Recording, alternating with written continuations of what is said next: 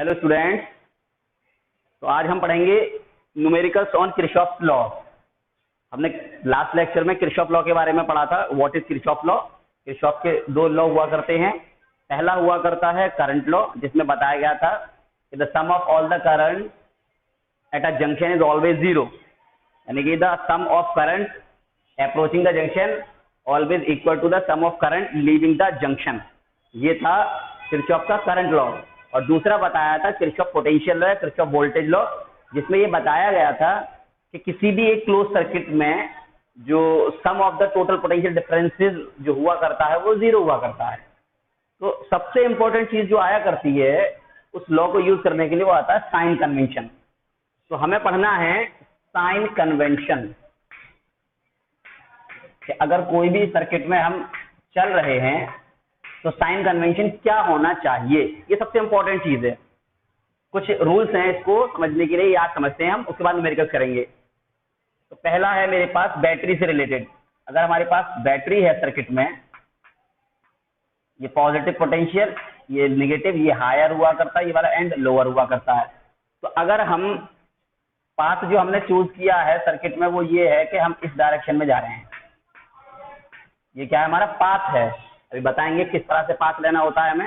तो अगर सपोज करो हम बैटरी के हायर से लोअर यानी पॉजिटिव से निगेटिव टर्मिनल पर चल रहे हैं, तो इसका मतलब है हम हायर पोटेंशियल से लोअर पोटेंशियल की तरफ चल रहे हैं। तो यानी कि पोटेंशियल ड्रॉप हो रहा है। क्या हो रहा है? पोटेंशियल ड्रॉप हो रहा है, पोटेंशियल घट रहा है।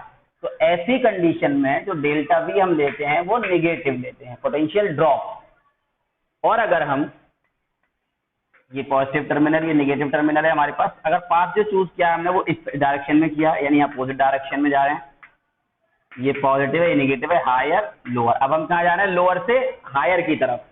तो जब हम लोअर पोटेंशियल से हायर पोटेंशियल की तरफ चल रहे हैं, यानी नेगेटिव टर्मिनल से बैटरी के पॉजिटिव टर्मिनल की तरफ चल रहे हैं, तो इसका मतलब पोटेंशियल बढ़ रहा है। तो there is a potential gain. तो यहाँ पर जो डेल्टा वी हम दिखाएंगे या ईएमएफ दिखाएंगे वो कैसा दिखाएंगे? पॉजिटिव, यानी कि जो ईएमएफ होगा वो प्लस लिया जाएगा बैटरी का और निगेटिव, और यहाँ पर जो ईएमएफ होगा वो पॉजिटिव लिया जाएगा। अब बात रेजिस्टेंस की आती है, उसमें हमें रेजिस्टेंस बताया गया था। तो अगर रेजिस्टेंस है हमारे पास और करंट ये चल रहा है और हमने जो पाथ चूज किया है वो ये चूज किया इधर डायरेक्शन में, यानी कि जिस डायरेक्शन में करंट फ्लो कर रहा है उसी डायरेक्शन में हमारा पाथ है, तब इसका प्रोडक्ट कैसे लिया जाएगा? तो current always flows from higher to lower potential. Current higher से लोअर पोटेंशियल, यानी करंट अगर इधर चल रहा है तो इसका मतलब हम हायर से लोअर पोटेंशियल की तरफ मूव कर रहे हैं। और जब भी हम हायर से लोअर पोटेंशियल की तरफ मूव करेंगे तो क्या होगा? यहाँ पर पोटेंशियल ड्रॉप होगा। तो यहाँ पर जो प्रोडक्ट लिया जाएगा आई आर, वो लिया जाएगा निगेटिव। आई आर प्रोडक्ट कैसे लिया जाएगा? निगेटिव लिया जाएगा। और अगर हमने पाथ दूसरा ले लिया है, यहाँ पर करंट ये फ्लो कर रहा है और हमारा पाथ अब किधर है? ये है पाथ, ये रेजिस्टेंस है। तो अब ये तो हायर है, ये लोअर है, हम लोअर से हायर की तरफ चल रहे हैं। तो जब हम सर्किट में लोअर से हायर की तरफ मूव करते हैं तो उस कंडीशन में पोटेंशियल गेन होता है और हम जो प्रोडक्ट लेंगे आई इंटू आर वो पॉजिटिव लेंगे। तो ये चार बातें हमें याद रखनी है कि किसी भी सर्किट में जब हम किरचॉफ सेकंड लॉ यूज करते हैं तो किरचॉफ सेकंड लॉ यूज करते वक्त हमें ये चार कंडीशंस याद रखनी है। पॉजिटिव कब लिया जाएगा साइन और नेगेटिव कब? दोबारा समझ लेते हैं। बैटरी के पॉजिटिव और नेगेटिव टर्मिनल को समझते हैं। पॉजिटिव टर्मिनल हाई पोटेंशियल और नेगेटिव टर्मिनल को लो पोटेंशियल पर कंसीडर किया जाता है। तब अगर हम पॉजिटिव से नेगेटिव टर्मिनल की तरफ मूव कर रहे हैं, यानी पाथ जो हमारा वो इस डायरेक्शन में है, तो हम हायर से लोअर पोटेंशियल की तरफ मूव कर रहे हैं। It means there is a potential drop in the circuit and the sign of EMF is taken negative. इसका साइन कैसे लिया जाएगा? नेगेटिव लिया जाएगा। और दूसरी कंडीशन, अगर हम माइनस से प्लस टर्मिनल की तरफ जा रहे हैं, अगर हमारा पाथ इस डायरेक्शन में है, तो यहाँ पर पोटेंशियल गेन हो रहा है और यहाँ पर हम डेल्टा वी की वैल्यू या ईएमएफ की वैल्यू पॉजिटिव लेंगे। इसी तरह से जब हमारे पास वोल्टेज बैटरी नहीं दी रखी होगी तो करंट और रेजिस्टेंस का प्रोडक्ट लिया जाता है। तो करंट और रेजिस्टेंस के प्रोडक्ट को पॉजिटिव या निगेटिव लेने का तरीका भी यही है कि अगर हम करंट की डायरेक्शन में हमने पाथ चूज किया है तो यहाँ हम हायर से लोअर यानी पोटेंशियल ड्रॉप हो रहा है, तो इन दोनों का प्रोडक्ट निगेटिव लिया जाएगा। और अगर हम करंट के डायरेक्शन के अपोजिट डायरेक्शन में मूव कर रहे हैं तब इन दोनों का प्रोडक्ट पॉजिटिव लिया जाएगा। अब इसको हम यूज करते हैं एक सर्किट में। चलिए क्वेश्चन देखते हैं हम यहाँ पर, और क्वेश्चन ऐसा लिया जाएगा जिसको हम डायरेक्ट मेथड से भी कर सकते हो, जिससे कि हमारा चेक हो जाएगा आसानी के साथ। तो हमें ये क्वेश्चन दिया है और क्वेश्चन में हमसे ये कहा गया है कि इन द गिवन फिगर, अभी फिगर बनाएंगे, in the given figure find the current in each resistor,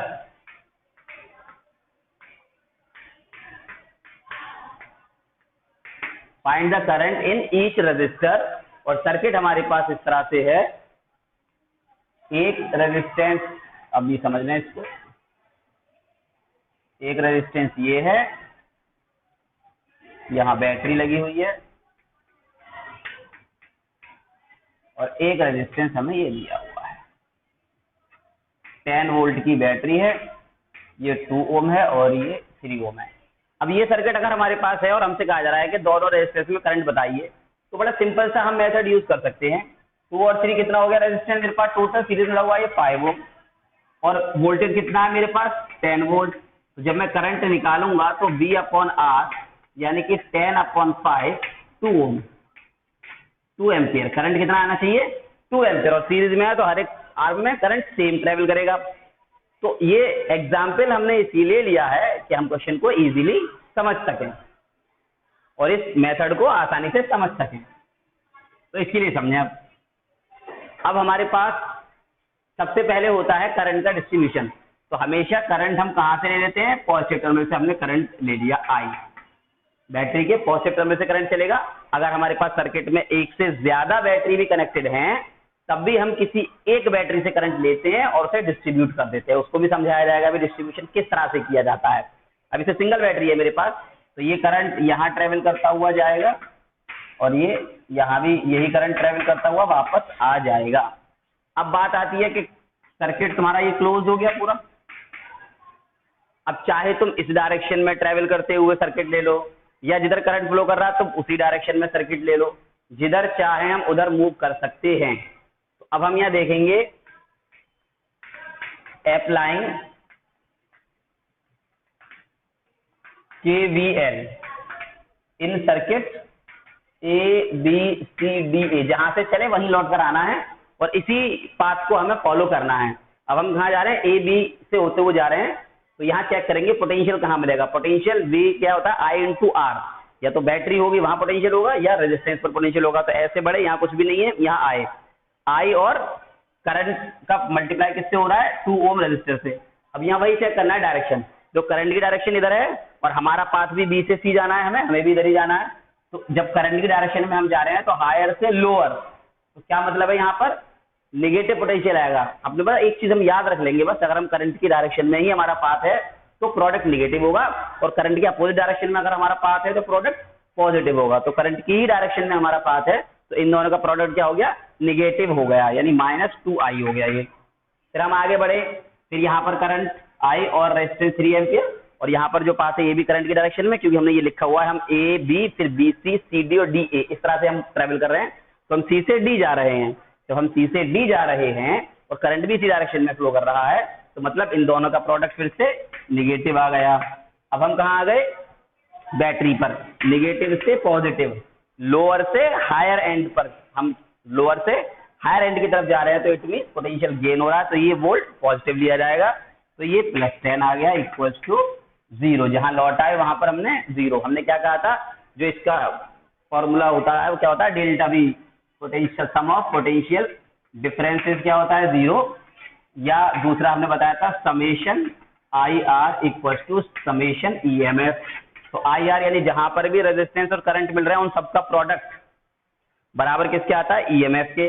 तो अब ये EMF इधर है, इसको इधर पलट दो तो ये बराबर आ जाएगा, -2 -3 हो जाएगा, -5I + 10 इक्वल्स टू 0, 5I उधर गया तो पॉजिटिव हो गया, I equals to 10 upon 5 2 10, I equals to 2 ampere. अब देखो इस वाले BCR में यानी 2 ओम रेजिस्टर में भी I करंट फ्लो कर रहा है, तो ये भी 2 एम्पियर करंट आ गया, और 3 ओम वाले रेजिस्टर में भी I करंट ही फ्लो कर रहा है, तो ये भी 2 एम्पियर आ गया। It means the current through each resistor is ohm. तो ये हमारा सिंपल सर्किट हो गया किरचॉफ लॉ को समझने के लिए। अब हम कुछ ऐसा सर्किट समझते हैं जहां पर ब्रांच भी आए और एक से ज्यादा बैटरी जुड़ा हुआ हो। ठीक है, इसको नोट कर लीजिए आप।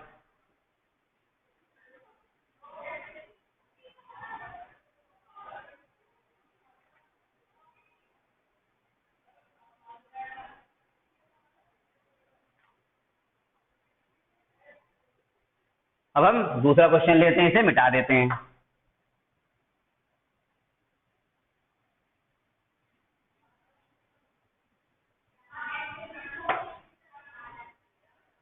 हमारे पास फिर से क्वेश्चन है, find the current in each arm.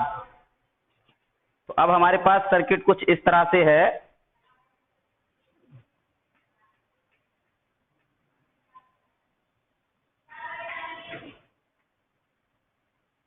एक बैटरी यहां है, एक बैटरी यहां है,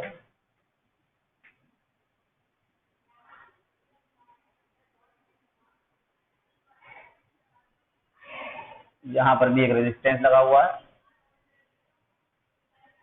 एक रेजिस्टेंस यहां लगा हुआ है, एक बैटरी यहां लगी हुई है। 10 वोल्ट, 20 वोल्ट, 20 वोल्ट ये बैटरी है। 10 और 10 ओम का रेजिस्टेंस है।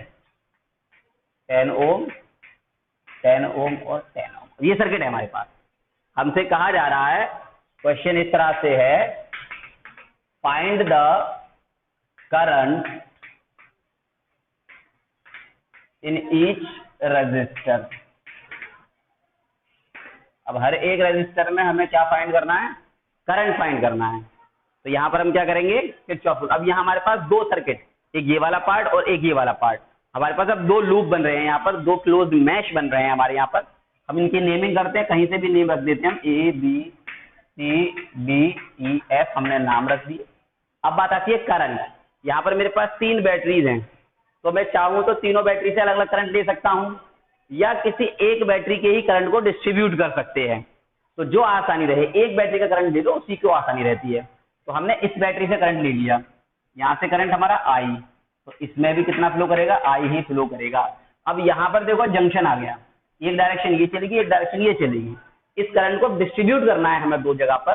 तो कैसे डिस्ट्रीब्यूट करें, मान लो हमने इस डायरेक्शन में करंट को I1 मान लिया, तो इस डायरेक्शन में I माइनस I1 चला जाएगा। ये समझ ले। अगर मान लो यहाँ से 10 एम्पियर करंट आ रहा था, यहाँ 2 चला गया, तो यहाँ 8 रह जाएगा, यानी कि 10 माइनस 2। अगर यहाँ पर 5 एम्पियर था, यहाँ 1 एम्पियर चला गया, तो क्या बचेगा, 5 माइनस 1 4 एम्पियर बचेगा। इस तरह से मान लो इसे, ये इधर है और एक इधर डायरेक्शन में, इधर डायरेक्शन में।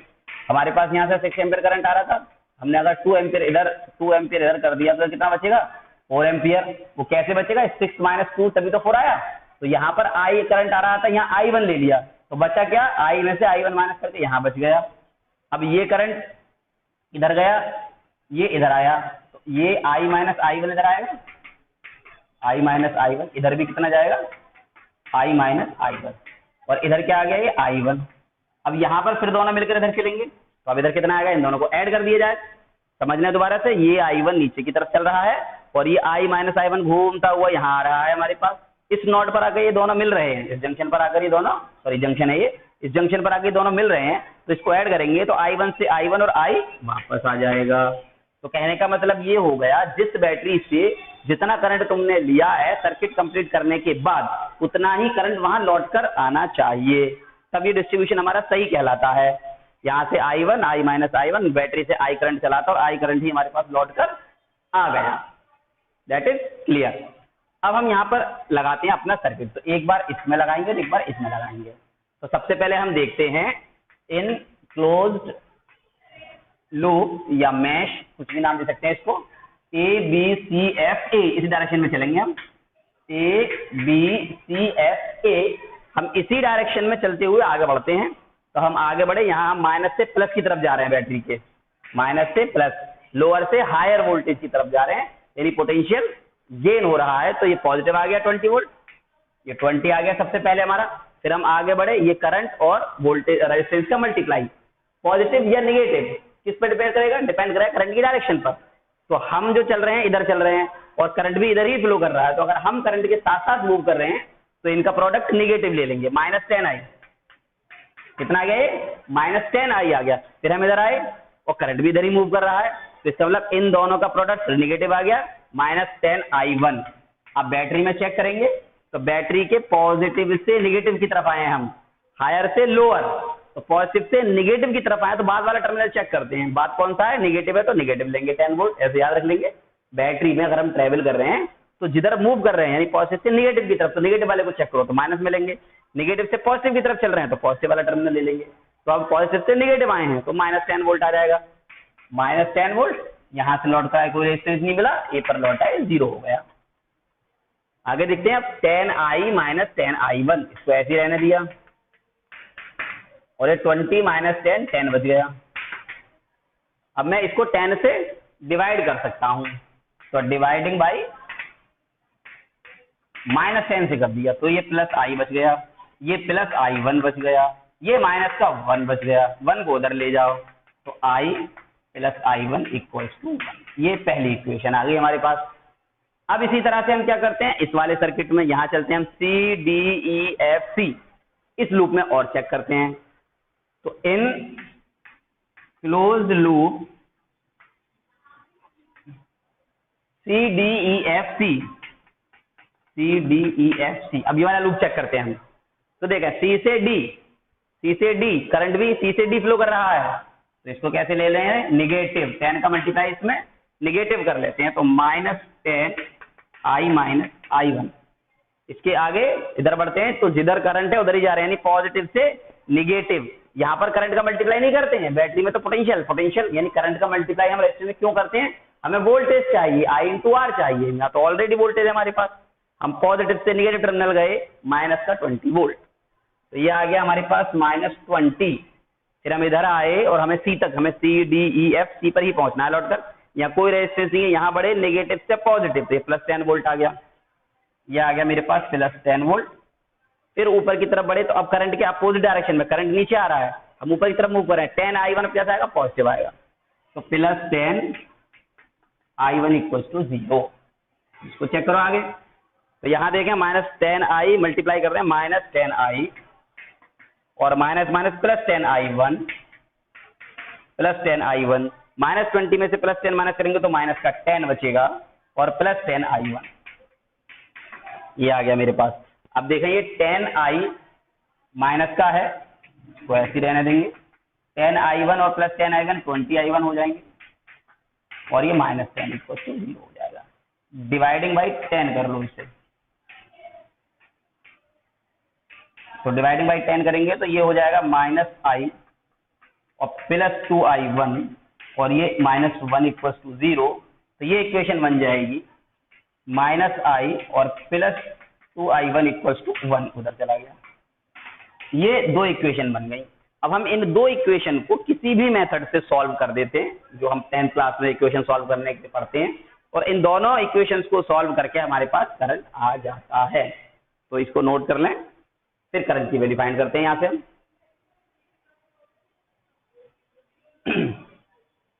स्टूडेंट्स वीडियो पॉज करके इसे नोट कर लेंगे। अब चलते हैं हम, तो आगे देखते हैं हम solving equation 1 and 2 by elimination method. Solving equation 1 and equation 2।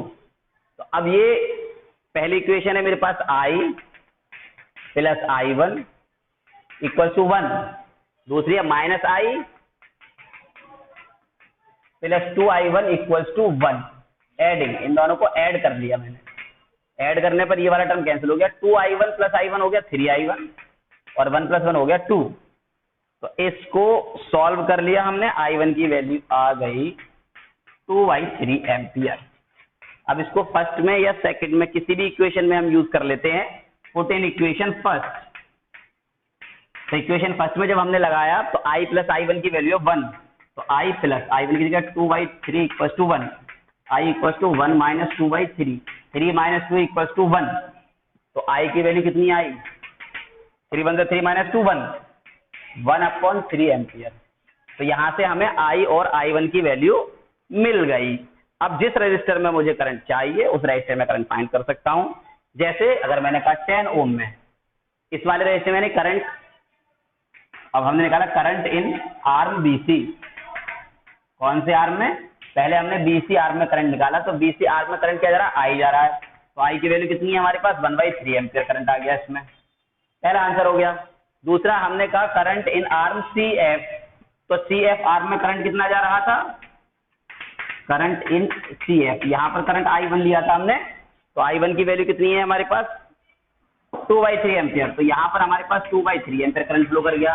और रेजिस्टेंस कहां पर है? बाकी रेजिस्टेंस हमारे पास सी से डी की तरफ है, तो सी से डी की तरफ निकालेंगे। फाइनल आंसर लिखने का तरीका है current in arm C D.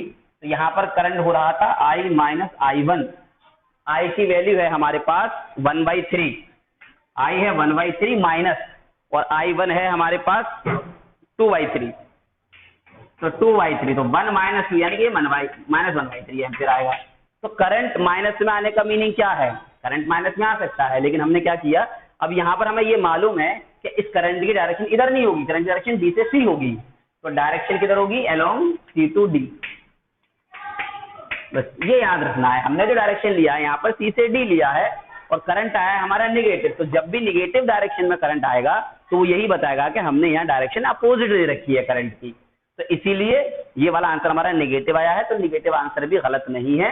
जो क्वेश्चंस आते हैं, ऑब्जेक्टिव क्वेश्चंस आते हैं, उसमें अगर आंसर पॉजिटिव आता है तो डायरेक्शन के साथ भी वो ऑब्जेक्टिव होता है, तो हम इसको चेक कर लेंगे। तो इसका मतलब अगर मेरा नेगेटिव आया तो मैं क्या लिखूंगा? यहाँ करंट सी से डी फ्लो कर रहा है, लेकिन नहीं, नेगेटिव आया है तो इसका मतलब क्या है? करंट डी से सी डायरेक्शन में फ्लो कर रहा होगा। सॉरी, डायरेक्शन क्या होगा? डी से सी डायरेक्शन में होगा इस करंट।